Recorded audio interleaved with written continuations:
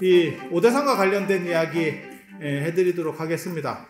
오대산 제가 늘상 말씀드리지만 중국 오대산이 원조입니다. 중국 오대산이 원조고요. 이 오대산 신앙이라고 하는 게 당나라 초기에 굉장히 유행을 했어요. 그리고 그렇게 되는 이유는 문수보살, 제가 개인적으로 문수보살 참 좋아하는데, 문수보살은 한 손에는 칼을 들고 한 손에는 책을 들고 있어요. 그래서 그게 공부하는 공부, 그리고 사자를 타고 있습니다. 칼은 푸른색 칼이에요. 푸른색 칼. 그래서 그게 판단력, 명확한 판단이라고 하는 일도양단의 판단이라고 하는 거고, 그 다음에 책은 당연히 공부하는 책이겠죠. 그리고 사자라고 하는 동물은 똑똑하대요. 사자가 똑똑하대. 사자가 똑똑한지 저는 잘 모르겠어. 얼마나 똑똑한지 잘 모르겠는데, 근데 제가 그런 말씀을 드리죠. 이 세상에 약한 놈들은 떼거리를 짓고 센 놈은 원래 혼자 다니는 게 그게 정상적인 건데, 사자는 센데도 불구하고 팀을 이루어서 사냥을 합니다. 그리고 그 사자가 사냥할 때 이런 거, 예전에 동물왕국이나 이런 거 보면 바람 방향을 얘네가 알아요. 그래서 바람을 등지고 낮은 포복으로 이렇게 몰아갑니다. 딱 이렇게 보고, 그 다음에 누라든지 물소라든지 영양이라든지 이런 게 있으면 그 중에서 두 종류를 찾죠. 하나는 어떤 놈이냐면 어린 놈, 그 다음에 또 하나는 이제 약간 병들고 이제 약간 서금서금한, 사람으로 얘기하면 여러분 같은 분들. 죄송합니다. 죄송합니다. 그렇게 해서 그거를 몰아가면서 솎아내죠. 이렇게 보고 있으면 진짜로 그렇게 행동하는 게 보여요. 그래서 무리로부터 이탈한 떨어진 동물을 이렇게 사냥을 하죠. 그래서 그런 팀워크를 발휘해서 아주 센 동물이 팀워크를 발휘해서, 제가 전에 그거 말씀드렸는데 사자하고 호랑이하고 싸우면 누가 이겨요? 재주 좋은 놈이 이겨. 근데 특별하지 않으면 아마 호랑이가 이길 거라고 저는 생각을 합니다. 개인적인 생각. 이유는 뭐냐면 저 시베리아 호랑이나 이런 게 등치가 더 커요. 그리고 체급 차이가 나면 사실 이게 쉽지 않아. 그래서 모든 운동 경기에서 그 체급이라는 게 굉장히 중요합니다. 그러니까 아무리 재주가 좋아도 체급을 막 몇 단계를 뛰어넘는다는 거는 사실 어려워요. 그렇게 해서 호랑이 같은 경우는 몇 톤까지 나가요. 큰 거. 그리고 추운 쪽 시베리아 호랑이 이런 거는 추우니까 이게 지방이라든가 이런 걸 좀 많이 비축해야 되는 상황들이 있어서 더 커지는 것 같아. 그런 게 어느 정도 이상 이렇게 조금 그게 없으면 너무 추울 거거든. 그래서 약간 추운 데 쪽이 사람들도 지능이 높아요. 그래서 제가 그런 얘기 하잖아. 딱 우리나라 위도 정도를 지구본에서 이렇게 돌리면, 우리나라 위치를 지구본에 돌리면 그게 선진국 그룹이에요. 그리고 지금은 선진국이 아니었어도 한때 세계를 제패했었던, 그러면 네덜란드나 이런 거는 우리보다 훨씬 위 아니냐, 영국도 위 아니냐, 그쪽은 기후대가 우리랑 약간 달라요. 그래서 그렇게 좀 올라가면 우리랑 비슷한 기후야. 그래서 약간 추운데, 그리고 약간 모질른 데가 좋습니다. 먹을 게 약간 모질르고 이러면 서로 뺏어 먹으려고 박 터지게 싸우면서 발전하고 이렇게 가는 거예요. 그래서 개는 인도 개들 뿐만이 아니고 더운 지역 개들은 다 지능이 떨어집니다. 그래서 그 개의 문제 때문에, 그렇게 지능이 떨어지는 문제 때문에 사실은 인도에서 그 개 먹지 말라는 것도 저는 그게 혐오식품이었을 거다라고 생각을 하거든요. 율장에 보면 다른 이야기로 좀 나오긴 하는데 결국은 그런 걸 거예요. 그러니까 천한 음식을 먹는 사람은 천하게 된다. 귀한 음식을 먹는 사람은 귀하게 된다. 이게 감염주술이라는 거고 가장 오래된 주술 패턴 중에 하나입니다. 그리고 그 주술이 지금까지 우리한테 그대로 남아있는 게 녹용 먹으면 귀해진다. 몸이 건강해진다. 그게 왕관이라고 생각하는 거예요. 그래서 사실은 그걸 먹으면 발복한다라는 뜻이에요. 원래는. 근데 먹다 보니까 건강해지지. 잘 모르겠어요. 저는 뭐 용든 약을 제가 별로 안 좋아해서. 아무튼 뭐 그렇다 치고.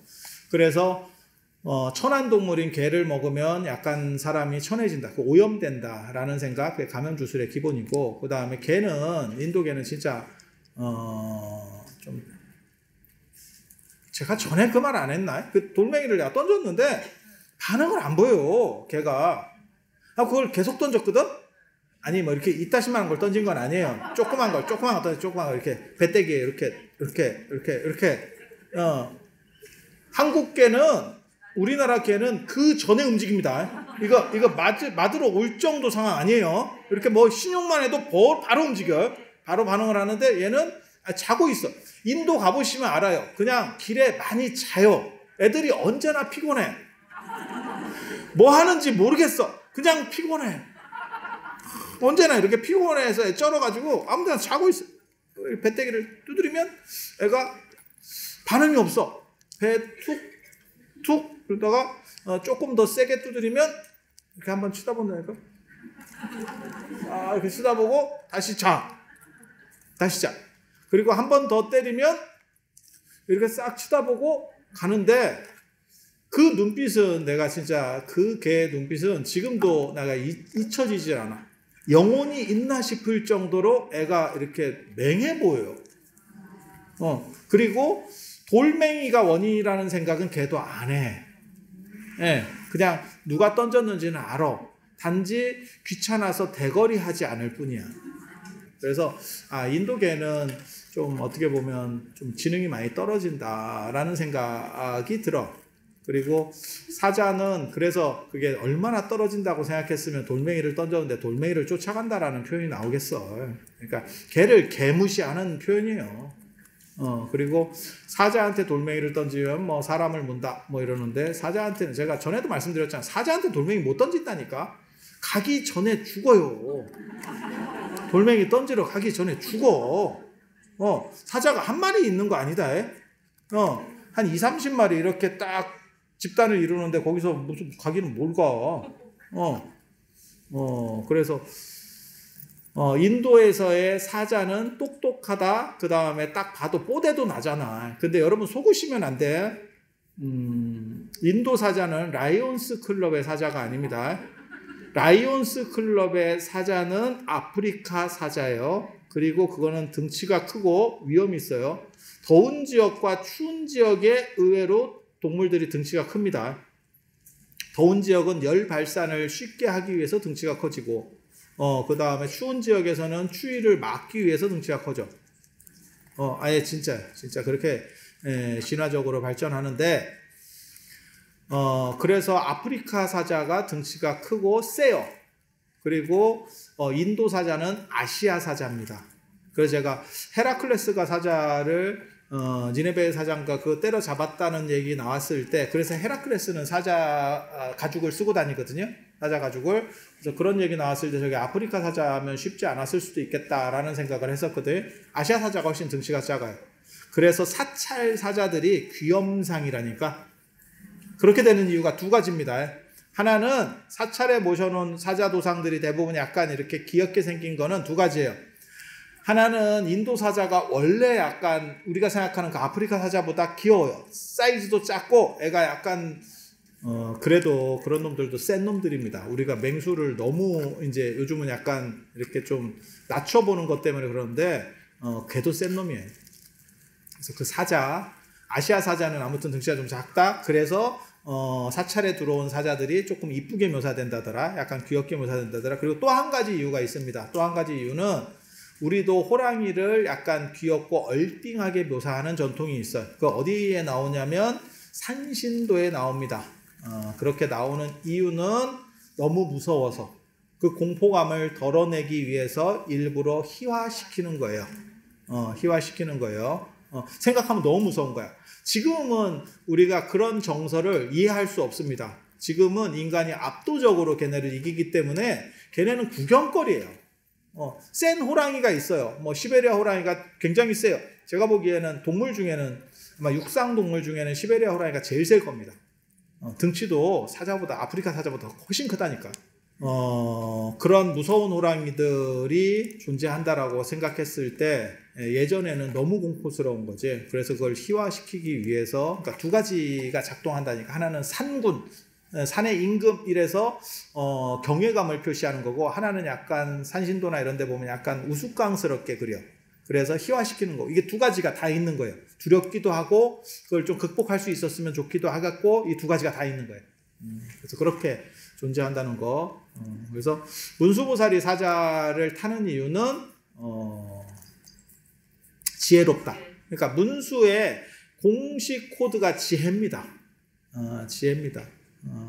그리고 또 뭐라고 나오냐면 복외산 석대기에 보면 뭐라고 나오냐면 금강산, 오대산, 복외산에 사는 사람은 사막도에 떨어지지 않는다더라 라는 기록이 나옵니다. 그거 고려 중기에 나오는 얘기예요. 그래서 여러분들이 지금 여기 기도하는 데가 기도 성취도 중요하지만 여기 와서 계속 문대시면 사막도에 안 떨어질 거야. 나쁜 거는 최소한 안전장치는 되는 거예요. 인간 이상은 된다. 인간 이상은 돼. 그래서 그렇게 있는 거고, 그 다음에 의상대사 다음으로 나오는 게 보청과 효명이에요. 성덕왕. 통일신라 최고의 성군 이러면 성덕왕입니다. 성덕왕. 그래서 성덕대왕, 뭐 이렇게 성덕대왕 신종, 거네 이제 해공왕이, 손자인 해공왕이 만드는 건데, 완성은 그렇게 시키는 거예요. 근데 그 성덕대왕이 제일 어떻게 보면 통일신라를 빛내는 군주거든요. 그러니까 우리식으로 말하면 여러분이 쉽게 알아듣게 얘기하면 세종 플러스 정조? 뭐 이런 정도? 그렇게 잘하시는 분들이 있죠. 잘하시는 분들이. 근데 스토리에 보면 뭐라고 나오냐면, 신문왕 아들인데, 그러니까는 태종무열왕 김춘추, 그 다음에 문무왕 범민, 그 다음에 신문왕이에요. 그 아들이 이제 이 성덕왕인데 효소왕이 있고 성덕왕이에요. 근데 형하고 이게 파벌 싸움에서 밀렸는가 봐. 밀리면 일로 온다. 여기가 밀린 사람들 오는 어떻게 보면 그런 땅이에요. 약간 이군 땅. 그래서 제가 그 얘기하는데 대관령이 중요해지는 거는 경주가 수도가 아니고 개성이나 서울이 수도일 때 대관령이 중요해진다. 왜? 대관령을 넘어야 되거든. 강릉에서 대관령을 넘어야 되는 문제가 벌어지거든. 그러니까 대관령 신앙이라는 게 움직이기 시작하는 거는 사실은 그런 필연성이 생겼을 때부터 이게 떡상하기 시작할 거다. 그 전에는 경주가 수도일 때는 동해안 따라서 이렇게 쭉 내려가는 거예요. 이게 그렇게 왔다 갔다 하거든요. 루트가. 그게 이제 뭐 거듭곡 얘기에서도 나오고, 그 다음에 자장률사도 사실 밀려서 온 거예요. 제가 그 얘기는 안 하려고 그랬는데 누구한테 밀렸겠어? 자장을 밀어낼 수 있는 사람이 누가 있을까? 김유신 김춘추입니다. 자장률사는 선덕여왕과 관련된 구세력이고, 김유신 김춘추는 새로운 걸 만들어 가려는 사람이에요. 그 입장에서는 구세력의 리더인 자장이 껄끄럽죠. 그래서 밀려나는 거예요, 사실은. 그래서 여기까지 와가지고 권토중래 하겠다 라고 생각을 했지만 돌아가시게 되는 거고, 결국 돌아가시고 끝나는 거고, 성덕왕은 거기서 왕권 다툼에서 밀려서 이쪽으로 싹 도망오는 거예요. 어디로 오냐면 강릉입니다. 강릉을 거쳐서 이쪽으로 넘어와요. 언제나 이렇게 넘어와. 강릉 쪽에서 있었던 사람은 죽을 정도는 아니야. 근데 거기서 그냥 뿌리를 내리면 돼. 그런데 강릉에 못 있고 산을 넘어서 이 오대산까지 들어왔다 이러면 걸리면 죽는 거예요. 누군가 쫓아오는 세력이 있는 거야. 그럴 때는 넘어옵니다. 넘어옵니다. 그렇게 해서 이 효명이라는 사람이 성덕왕인데, 효명이 자기 이복형인 보천하고 이쪽으로 넘어와요. 그리고 그때 기록에 보면 뭐라고 나오냐면 따라오는 사람이 아무도 모르게 했대. 튀었다는 뜻이요. 그래서 여기 있다가 그 자기 왕이 된 자기 왕이 된 형인 효소왕이 결국은 이렇게 정치를 잘못해가지고 쫓기나요. 탄핵이 되고 나서 누가 해야 되노? 이랬더니 이 효명이 여기 와서 문수보살한테 기도를 계속 하고 있었대.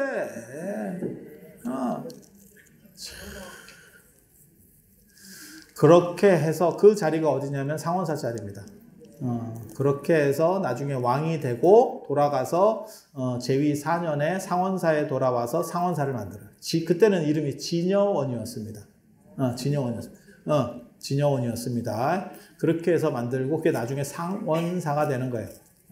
상원이라는 말이 조금 야리해. 차라리 진여원이 더 안 낫겠나 싶은데 전국적으로 상원사가 몇 군데 있어요. 저 치악산 상원사도 있고 저기 경기도에도 상원사 있지. 근데 상원이라는 표현이 그게 불교 용어가 아니에요. 그래서 제가 조금 저걸 써야 되나 이런 생각이 들긴 하는데 아무튼 그래서 그렇다 치고 상원사를 중건을 그렇게 이제 대대적으로 이렇게 올리고 내가 왕이 된 건 문수보살 때문이다라고 생각하는 거예요. 그런 분이 그렇게 되면 무슨 일이 벌어지냐면 문수보살 신앙이 한번 쫙 일어납니다. 그게 이제 문수보살을 중심으로 5대 신앙이 일어나는 배경이거든요. 그래서 그렇게 있고 그 다음에 신라 말이 되면 범일국사가 강릉의 굴산사입니다. 굴산사. 제가 보기에는 아마 사찰지로는 제일 넓은 데가 굴산사 아닌가 싶어요. 진짜 넓어. 사역을 봤을 때 진짜 넓어. 그렇게 큰 이제 구산선문 선종에 지금 조계종을 가지산문이라고 하는데 진짜 정신 나간 소리들 하고 있는 거고요. 사골산문입니다. 사골산문에 범일국사가 있고 나중에 보조 진울스님이 있고 그 다음에 나홍해근 스님이 있고 그 다음에 무학이 있고 화남혼수가 있고 그 다음에 함어득통이 있고 그게 이제 신미까지 내려가는 그 계통이거든요. 그래서 지금 우리에게 있는 거는 혼수스님 맥만 있는 거예요. 혼수스님 맥만. 그래서 그 전통이 어디에 있느냐?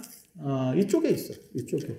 그래서 그 범일국사도 여기 주석하셨고 범일국사가 여기 주석하셨고 그 다음에 범일국사의 수제자인 낭원계청도 여기에 주석했고 그 다음에 범일국사 낭원계청의 제자인 신경스님 5대 신경도 여기에 주석했고 그런데 함어스님도 여기 영감사에 오셔가지고 그분이 꿈을 꾸잖아. 꿈을 꿨더니 함어득통 기화라고 하는 그 함어라고 하는 그 함어도 아니고 득통이라고 하는 득통 기화인가 그거를 꿈속에서 선몽받는 거죠. 그 선몽의 주체가 나홍 스님이라고 생각을 하고 있습니다. 대부분은 다 그렇게 생각을 하고 있어요. 그래서 여기가 삼국시대부터 조선 전기까지 최고로 대단한 스님들이 다 오셔서 주석하시고 했었던 최고의 성지 중에 한 군데예요. 그리고 또 뭐가 있냐면 사명당도 여기서 사명당이 영감사도 창건하고 종봉암도 하고 그 다음에 사고도 여기 설치를 하고 오대산 지금 적광전이라고 불리는데 예전에 칠불보전도 사명당이 중건했다고. 그래서 그런 많은 고승대덕들이 왜 왔겠어? 뭔가 한번 살아볼 만한 충분한 에너지가 있는 데에서 오신 거고 거기서 여러분들이 지금 기도를 하시는 겁니다. 그래서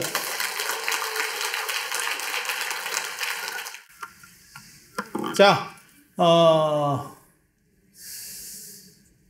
정초가 원래 부처님 오신 날과 더불어서 제일 많은 어떻게 보면 절에 한 번씩 거의 전 신도가 온다라고 할 정도로 많이 와요.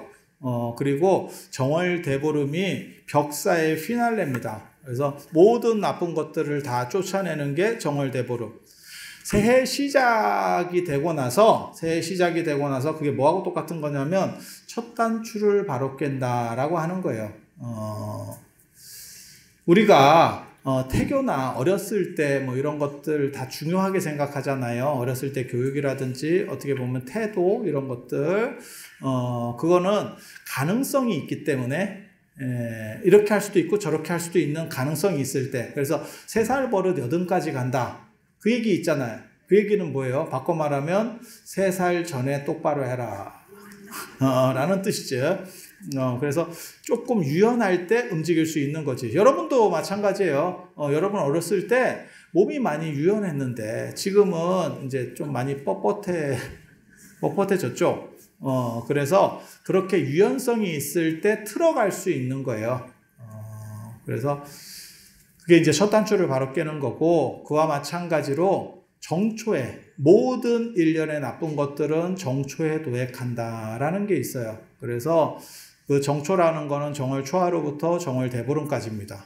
그리고 정월 대보름에 원래는 불의 축제가 한 번 열려요. 그게 연등입니다. 지금은 4월 8일에 연등을 킨다라고 생각을 하는데 원래는 정월 대보름에 연등을 켰었어요. 그러니까 뭘 생각하시면 되냐면 달집 태우기, 쥐불놀이 뭐 이런 거 생각하시면 돼요. 그래서 그거를 관등이라고도 하고 이렇게 부르거든요. 그러니까 등을 보는 거예요. 등을 보는 거. 그래서 정월 대보름에 그렇게 불을 통해서 모든 나쁜 것들을 끝낸다라는 게 있고, 정월 대보름 안에 이렇게 말랑말랑하고 새로 시작했을 때 그때 이제 부처님께 기도를 드리고, 또 여러분도 부처님께 기도만 드리는 게 아니고 차례를 지내서 예전에는 조상 숭배가 제일 중요한 부분이었으니까 그래서 조상님께 보고 드리는 거죠. 그래서 제가 그 얘기 하잖아요. 언뜻 생각하기에 두 가지 명절이 있다고. 하나는 홀수가 겹치는 게 명절이에요. 그래서 1월 1일, 그 다음에 3월 3일 삼진날, 5월 5일 단오, 그 다음에 7월 7일 칠석, 9월 9일 중양절, 그리고 11월 11일은 빼빼로데이. 이거는 사자고요. 9가 넘어가면 쳐주지 않습니다. 9가 넘어주면 쳐주지 않습니다. 그리고 홀수만 친다는 걸 아실 수 있어요. 그거는 양의 숫자는 홀수고 그 다음에 짝수는 음의 숫자라고 생각해서 그래요. 그러니까 6월 6일, 뭐 8월 8일 이런 건 없습니다. 중국에서 10월 10일이 쌍십절이라고 굉장히 크게 하는데 그거는 손문의 신의 혁명과 관련돼서 최근에 나온 거지 절대 옛날 전통에는 짝수 전통은 없습니다. 짝수 전통은 없어요. 그리고 보름, 달과 관련된 보름 명절이 있어요. 정월 대보름, 그 다음에 6월 보름 유두, 7월 보름 백중, 그 다음에 8월 보름 한가위. 6월 보름, 7월 보름, 8월 보름은 농사를 끝내고 이제 추수로 살짝 들어가는 시점이에요. 그래서 6, 7, 8이 다 명절인데 그러니까 1월 보름만 하나가 이렇게 동떨어져 있는 거죠. 한겨울에.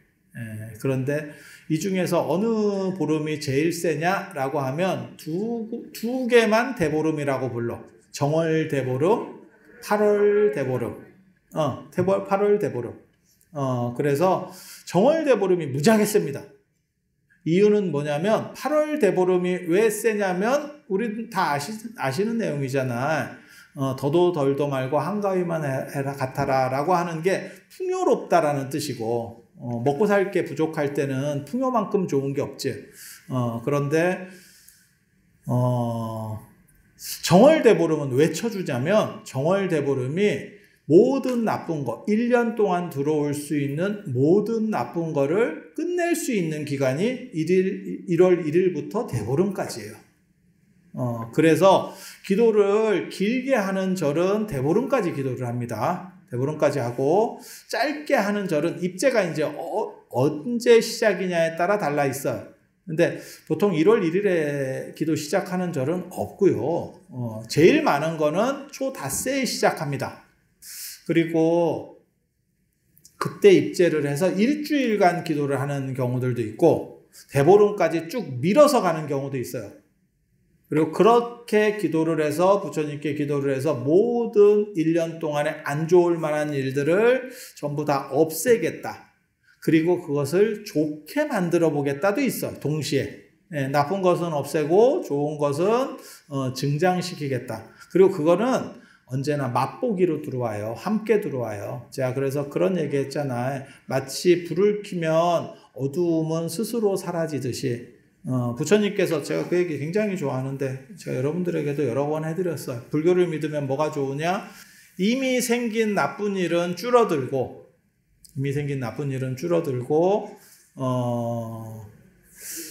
아직 안 생긴 나쁜 일은 생기지 않고 이미 생긴 좋은 일들은 늘어나고 아직 생기지 않은 좋은 일은 생겨난다. 발생한다 라고 하는 거거든요. 그래서 그건 맛보기예요. 그래서 빛이 있으면 어둠이 사라지듯이 그렇게 가는 거죠. 그래서 정월 대보름 안에 모든 나쁜 것들은 없애려고 하고 그리고 그 안에 좋은 거를 증장시키려고 해요. 그 증장시키는 방법 중에 기도도 있지만 그래도 유서 깊은 곳을 찾아가서 뭔가 참배를 하면 어떨까라고 하면 그게 정월에 있는 삼사순례입니다. 삼사순례. 그리고 저는 제가 그런 얘기 하거든요. 말을 잘하는 사람도 있고 말을 잘해서 재밌게 들을 수 있는 사람 말도 끝까지 듣는데 진솔한 사람 말은 재미가 없어도 끝까지 들어요. 그래서 말 잘하는 건 기술이고 진솔한 거는 성의의 문제라고 생각해요. 그리고 작은 성의가 그 사람에게 복을 준다라는 생각은 해요. 그래서 제가 무슨 생각했냐면 지금 코로나는 아니고 지금 독감이 유행을 하고 걸리신 분은 굉장히 고생을 하시는 것 같아요. 그리고 한파까지 또 떨어졌어. 한파까지 요번에 지금 이제 따뜻해진 건데 어저께까지만 해도 굉장히 추웠어요. 제가 아침에 봤을 때도 20도 이하로 내려갔었어요. 진짜. 그래서 이게 18도부터 나타나는 현상이 있어요. 이 월정사에서 제가 살면서 느낀 걸로는 마이너스 18도부터 무슨 현상이 나타나냐면 숨을 쉬면 콧 속에서 서걱서걱해. 수분이 얼어. 수증기가 언다니까. 진짜 서걱서걱해. 그래서 걱정을 했었습니다. 우리 보살님들이 얼마나 오실까. 혹시 독감에 걸릴 수도 있고. 그렇잖아. 그런데 그래도 정초니까. 그게 꼭 음력설은 아니지만 양력설이라도 정초고 그래서 내 가족을 위해서 기도해야겠다라고 하는 어떻게 보면 투철한 분들만 지금 남아있는 거예요. 여기에 계신 여러분들이야말로 진정한 에이스입니다.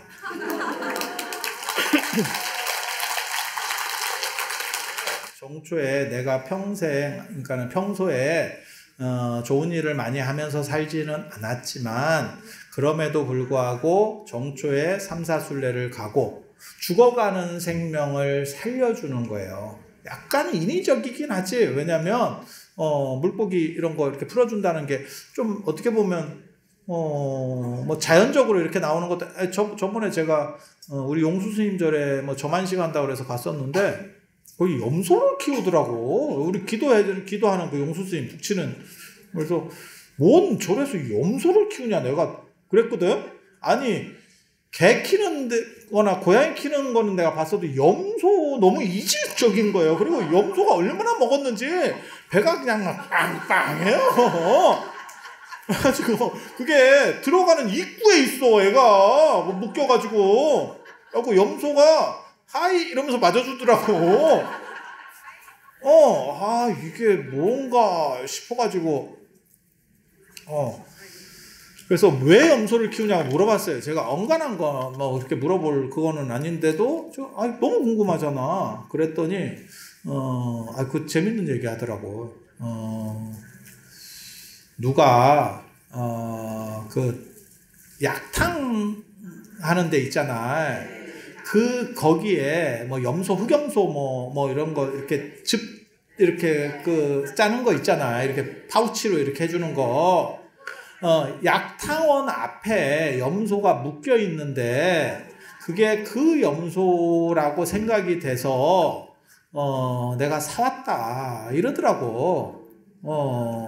그래서 그러니까 자기는 쓸모도 없고 근데 사오면 처치곤란이야. 근데 뭐라고 또 뒷말을 붙이냐면 근데 그놈이 비싸게 팔아먹더라. 그래서 30만 원인가 뭐 얼마를 주고 사왔대. 그래서 그거 또 이제 어떻게 할 수도 없고 이러니까 그냥 묶어놓고 키우는 거예요. 언제까지? 죽을 때까지. 근데 제가 그 얘기를 듣고 그 덕이 너에게 좋은 과보를 주겠다라는 생각을 했어. 단지 그게 금생에 돌아올지 내 생에 돌아올지는 모르겠다. 나 이 생각은 했거든.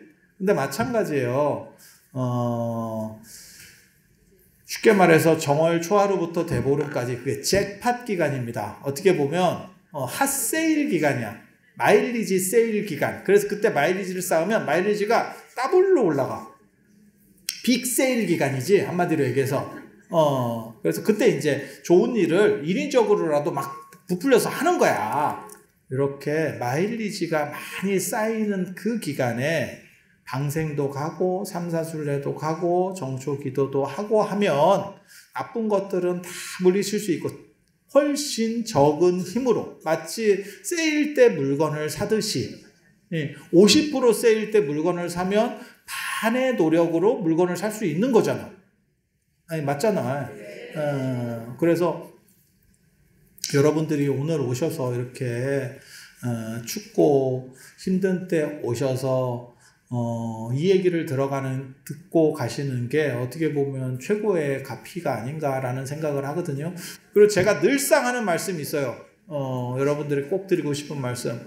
여러분들은 내가 오래 살았다라고 생각하지 마세요. 오래 살았다라고 생각하지만 실제로 살 날도 겁나 길다더라.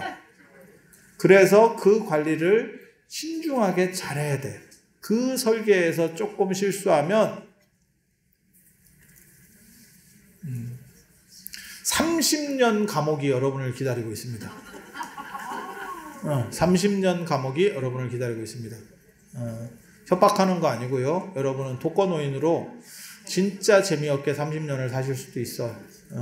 그래서 여러분들이 정초기도 잘 하셔서 마치 올 한 해를 봤을 때 정초에 그러니까는 어렸을 때 한삼 먹듯이 해서 올해를 지내고 그리고 중간중간에 한 번씩 그렇게 하는 거예요. 마치 우리 기지개 한번 켜볼까? 이렇게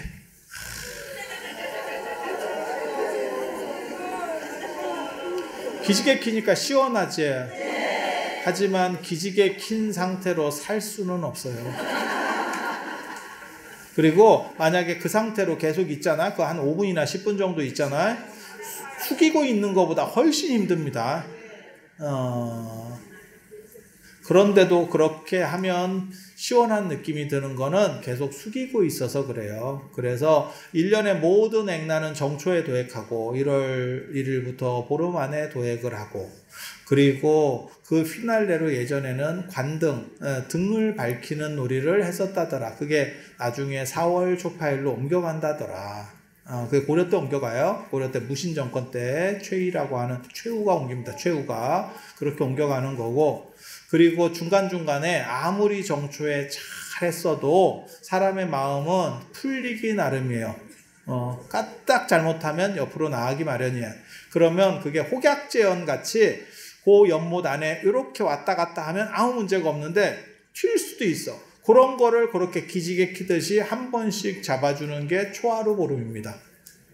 초하루 보름. 그래서 추나요법 한다고 생각하시면 돼. 추나요법을 하는 이유는 자세가 안 좋아서 그래. 자세가 좋으면 그런 거 안 해도 돼. 그러면 그렇게 올바른 자세로 평생을 살면 되는 거 아닙니까? 그런 사람을 성자라고 합니다. 그리고 여러분은 그렇게 성자가 아닙니다. 그래서 그 추나요법을 가끔 돈 내고 받으면 돼요. 그게 정초기도이기도 하고 그 다음에 초하루 보름 기도이기도 하고 그래서 정초는 좀 길고 왜냐하면 메인이니까 1년 전체를 관할하는 거니까 그래서 그때 틀을 잘 짜면, 그리고 여러분도 마찬가지예요. 뭐든지 시작 때 틀을 잘 짜야 돼. 그래서 처음에 올바름을 가지고 그 다음에 부처님 기운 속에서 복되고 행복한 1년을 맞이하려고 하는 노력, 그리고 사소한 거 저는 되게 좋아해요. 제가 정신사납게 뭘 달고 다니잖아.